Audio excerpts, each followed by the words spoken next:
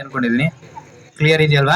So ಒಂದೊಂದು ಬಾಲ್ನ ಆ ಒಂದು ಮೊದಲನೇ ಪ್ಲೇಟ್ ಅಲ್ಲಿ ತಲೆ ಮೇಲೆ ಇಟ್ಕೊಂಡು ಒಂದೊಂದು ಬಾಲ್ನ ಪಿಕ್ ಮಾಡ್ಕೊಂಡು ನೀವು ಒಂದು 5 ಬಾಲ್ನ ಬ್ಯಾಲೆನ್ಸ್ ಮಾಡ್ಕೊಂಡು ಈ ಚೇರ್ ಮೇಲೆ ಯಾರು ಫಸ್ಟ್ ಇಡ್ತಾರೋ ಅವ್ರು ವಿನ್ನರ್ ಆಗಿರ್ತೀರಿ. ಜೊತೆಗೆ ಬಾಲ್ನ ಯಾರು ಕೆಳಗಡೆ ಬೀಳಿಸ್ತಾರೋ ಅವ್ರು ಔಟ್ ಆಗ್ತಾರೆ. ಸೊ ಗೇಮ್ ಕ್ಲಿಯರ್ ಇದೆ ಅನ್ಕೊಂಡಿದೀನಿ.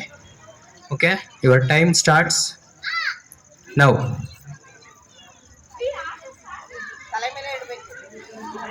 ಸಾರಿ, ಹರೀಶ್ ಸರ್ ಅವರು ಔಟ್ ಆಗಿದ್ದಾರೆ.